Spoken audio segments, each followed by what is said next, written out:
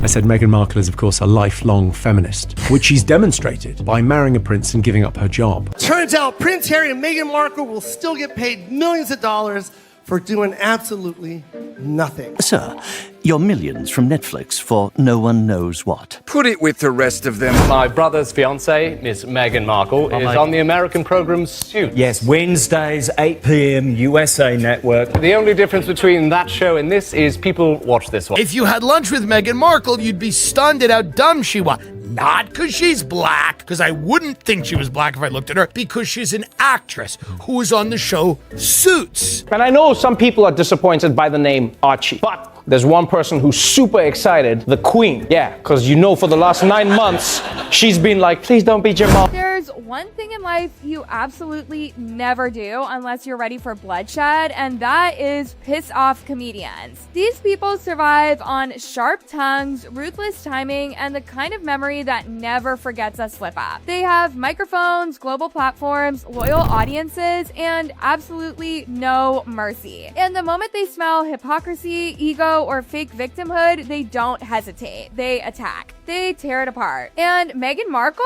she didn't just give them material, she handed them an entire lifetime supply. From late night television to stand-up stages, podcasts, animated shows, and Netflix specials, comedians across every platform locked in and went straight for the jugular. The privacy pleas while doing endless interviews. The victim narrative while living in obscene luxury. The tears paired with multi-million-dollar contracts. It was too perfect, too loud, too self-important to ignore. So this isn't about one joke. This is about how an entire number one question that mystifies scientists. Is there life on another planet? Oh no. Why does Meghan Markle make her own pretzel bags? They don't know why. That's interesting. She takes it from one bag and puts it in another bag. There's another bag. Comedy industry collectively decided without a meeting or a memo that Meghan Markle was fair game. And it all started right here. Jimmy Fallon was one of the first to pull the pin. He didn't scream, he didn't rage, he did something far worse. He laughed. He mocked the lifestyle content, the overly curated moments, the self-serious rituals that were supposed to look profound, but instead landed like satire written by accident. Suddenly, Meghan wasn't aspirational. She was a meme, a walking, talking punchline. That content became legendary for all the wrong reasons. It was tone deaf in a way that felt almost aggressive. I prepare water for my guests. Some water that I got from the spring in my backyard. Whatever you do, don't use tap water. I'm just gonna sneak a taste. You flower petal.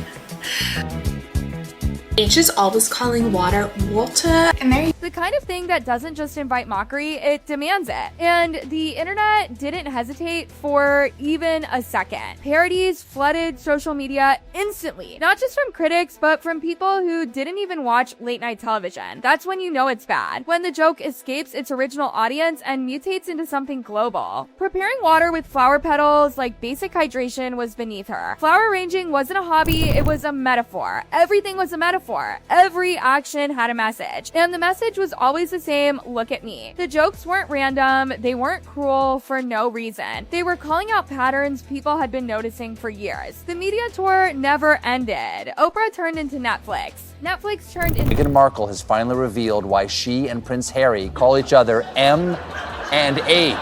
And he'll say M and you'll say H and your friends say M and it just is a thing. It's a thing. And do you both love it? Yes, and I like nicknames a lot. Are you fucking dumb? What could it be? A mystery for the age. Interviews turned into podcasts. And suddenly, Stephen Colbert noticed something wasn't adding up. Nicknames treated like sacred secrets. Initials spoken as if they were royal code. Self-importance dripping from every syllable. And just when you thought it couldn't get louder, Trevor Noah stepped in and turned the volume all the way up. Prince Harry networking for voiceover work at a Disney premiere. Not diplomacy, not charity, voiceovers. From centuries of empire building to whispering Disney auditions. The downgrade wasn't subtle, it was humiliating. Jimmy Kimmel smelled blood too. Harry blamed racism for leaving, which is wild considering he ran to America, a country famously known for its racial harmony. But suddenly, the Oprah interview looked less like truth-telling and more like reputation management. His family branded racist, their exit reframed as heroic instead of selfish. Then the memoir dropped. fastest-selling nonfiction book of all time. And instead of respect, it got turned into a punchline. Network television wasn't done. Then Conan O'Brien arrived and took things... Harry, whose memoir just broke the Guinness record for fastest-selling nonfiction book of all time. The story of Prince Harold and his frozen yogurt slinger is so popular,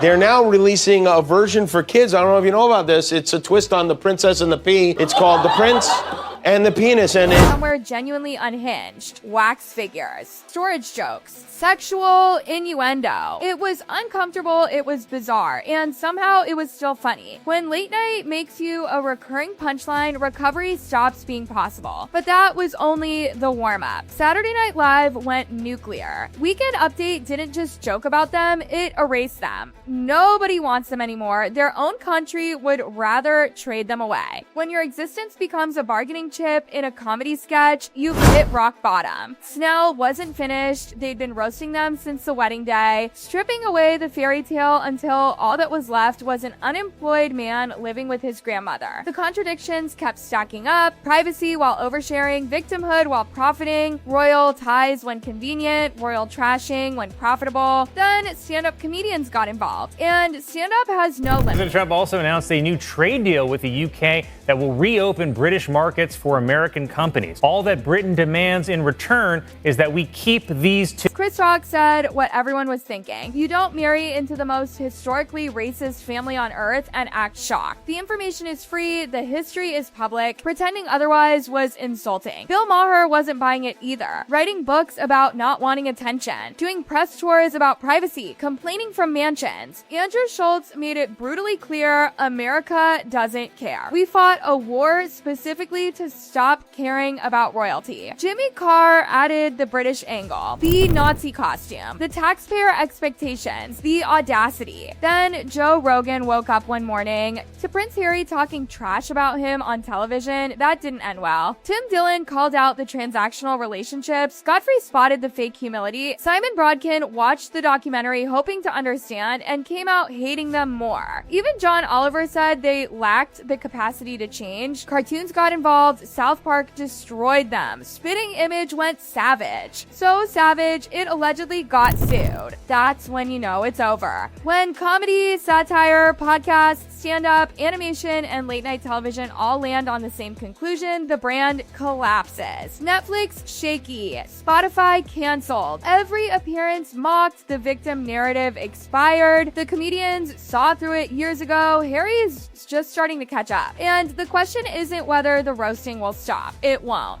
The question is, what happens when he finally realizes he boarded a sinking ship and the person steering it already has her lifeboat ready? And here's the part nobody wants to say out loud, but everyone can feel it in the air now. This didn't happen overnight. This wasn't one bad joke or one awkward interview. This was a slow burn, a drip feed of contradictions that comedians simply connected into one brutal, unavoidable conclusion. When jokes start repeating across platforms, across countries, across formats, that's not bullying. That's a cultural verdict. Because comedy doesn't attack power unless power is pretending to be powerless. What really sealed Meghan's fate wasn't that people laughed. It was why they laughed. They laughed because every appearance felt rehearsed yet somehow sloppy. Every emotional moment felt curated, framed, lit, monetized. Tears always arrived with a camera crew. Trauma always arrived with a contract. And privacy always arrived right on schedule, right before the next reveal. Comedians don't care about titles. They don't care about royalty. They don't care about fairy tales. They care about authenticity. And the moment they sense performance disguised as pain, they go feral. That's exactly what happened here. Meghan didn't just become a subject, she became a formula. And once comedians figure out the formula, the magic is gone forever. What made it worse was how predictable it all became. Another interview, another truth, another reinvention. Each time framed as brave. Each time positioned as necessary. Each time promising this was finally the last time they'd speak. And every single time it was followed by another appearance, another platform, another monetized confession. That's when sympathy curdled into annoyance. Annoyance into ridicule. Ridicule into open mockery. And Harry